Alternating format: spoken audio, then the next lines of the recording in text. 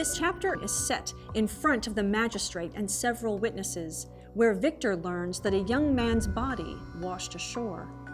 The townspeople, although initially assuming the man had drowned, soon discovered he had been strangled. Victor's arrival and reaction to seeing that the man was Henry Clerval caused suspicion. Based on circumstantial evidence, they assumed Victor was the murderer, although he knew it was the monster. The accusation and grief of losing his best friend sent Victor into illness which lasted 2 months. In delirium, Victor confessed that he was the murderer and fantasized that the monster was coming for him. Mr. Kerwin, the magistrate, became sympathetic to Victor and told him that he had sent for Victor's father, Alphonse. After his father's arrival and the news that the family was well, Victor began to improve. At a grand jury hearing, Victor was exonerated when it was found he was not at the scene of the crime. Fearing the monster intended to kill the rest of his family, he hurried home with his father. Tormented by his fear, he was unable to sleep on the travels back.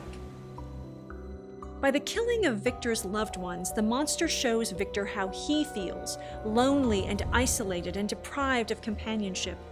Although he feels better upon seeing his father, Victor cannot shake his guilt and despair, especially because he knows more deaths are likely to come.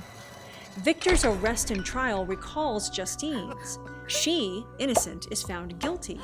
Victor, guilty, is found innocent. During his illness and in delirium, Victor's admittance of killing Henry is both untrue, in that he did not murder Henry, and true, in that by rejecting the monster, he is ultimately responsible. While a character like Justine suffers the human punishment of death, Victor goes unpunished by his fellow humans, although the monster sees to it that he suffers. The themes of disillusionment and nature combine here. Victor is Adam, fallen in sin and expelled from the garden. Nature no longer brings him solace. Instead, nature is dead to him. He has fallen into darkness and feels despair.